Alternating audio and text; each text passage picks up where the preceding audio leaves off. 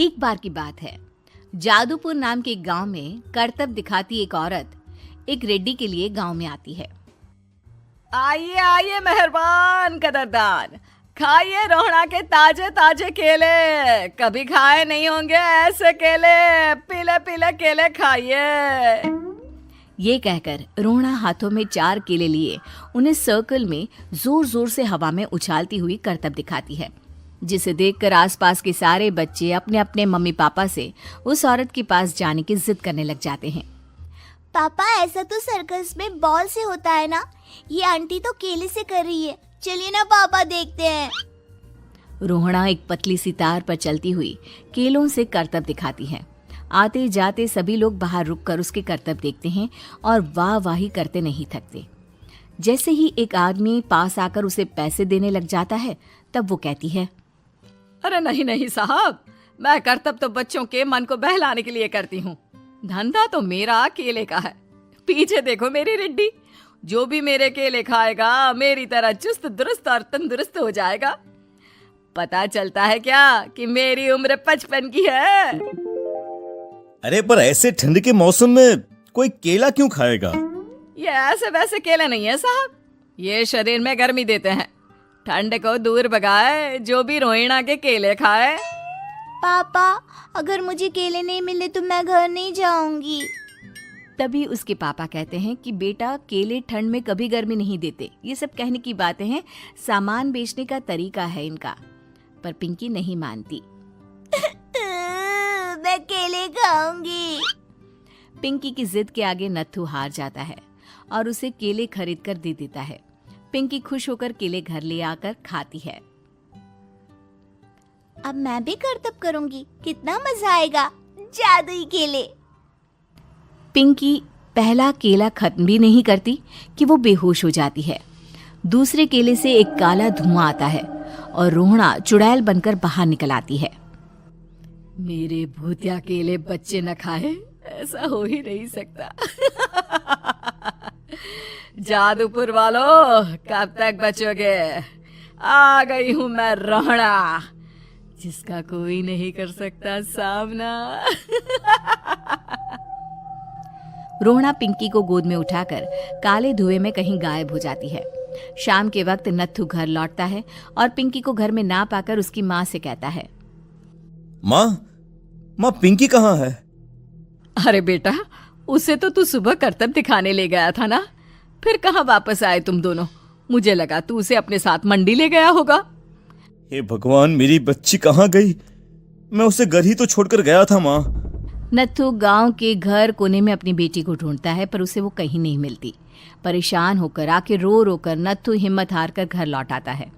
अगली सुबह रोहड़ा फिर से करतब दिखाने आती है और इस बार पिंकी की तरह रोनी केले खरीद लेता है। 50 रुपए दिए थे पापा ने, सारे पैसों की मैंने केले खरीद लिए हैं। अब मैं भी आंटी की तरह ही करतबबाज बन जाऊंगा। यही सोचते हुए रोनी केले खाता है और पहला अकेला केला आधा खत्म भी नहीं करता कि चुड़ैल उसके सामने आ जाती है। मेरे साथ चलने का समय आ गया है रोनी। ये तो बस शुरुआत है। अब इस गांव के सारे बच्चे धीरे धीरे मेरे कब्जे में होंगे, एक बच्चा भी नहीं बचेगा। ये कहकर रोना रोनी को गोद में लेकर काले धुएं में अदृश्य हो जाती है। इसके बाद हर रोज गांव में से कोई ना कोई बच्चा गायब होता, पर ऐसा क्यों हो रहा है किसी को भी समझ में नहीं आ पा रहा था। रोज की तरह अपनी बेटी पिंकी की तलाश में नत्थू गांव के एक तालाब के पास बैठा रो रहा था। कहाँ गई मेरी पिंकी? शकुंतला के जाने के बाद एक वही तो मेरा सहारा थी। अरे उसकी आत्मा कोस रही होगी मुझे कि मैं अपनी बच्ची को संभाल भी नहीं पाया। नत्थू ये कहता हुआ रो ही रहा था कि तभी तालाब में से उसे शकुंतला की आवाज सुनाई देती है। कहाँ थी तुम शकुंतला? हमारी बच्ची और सारे गायब हुए बच्चे रोहड़ा के कब्जे में हैं। वो बच्चों को जो केले देती है उससे बच्चे बेहोश हो जाते हैं और उसके कब्जे में आ जाते हैं और वो उन्हें ले जाकर काली दुनिया में ले जाती है। पर वो ऐसा क्यों कर रही है? ये मैं नहीं जानती, पर उस दुनिया का रास्ता मैं आपको बता सकती हूँ। जहां ये नदी खत्म होती है वहां एक केले का पेड़ है, उसके नीचे एक दरवाजा है, वहीं से रास्ता जाता है उस दुनिया का। ये कहकर शकुंतला की आत्मा गायब हो जाती है। गांव के सभी लोग झुंड बनाकर उसी रास्ते से काली दुनिया में चले जाते हैं और वहां देखते हैं कि सारे बच्चे वहां काम कर रहे थे। पापा मुझे ले चलो यहाँ से। पापा पापा।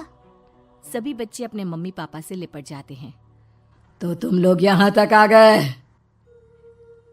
क्यों हमारे बच्चों को पकड़ लिया तूने? तुझे शिकार ही बनाना है तो ले, हम सब आ गए हैं, हमें खा ले। नहीं, मुझे बच्चे चाहिए, मेरे बच्चे के बदले तुम लोगों के बच्चे। क्या मतलब? मैं इसी गांव में रहने वाली एक औरत थी। केले की चोरी के इल्जाम में मेरे बेटे को गांव वालों ने इतना मारा कि वो मर गया। उसी दिन मैंने ठान लिया कि गांव वालों का भी वही हाल करूंगी। कुछ दिन बाद बेटे के चले जाने के दुख में मैं भी मर गई और मेरी भटकती आत्मा एक चुड़ैल बन गई।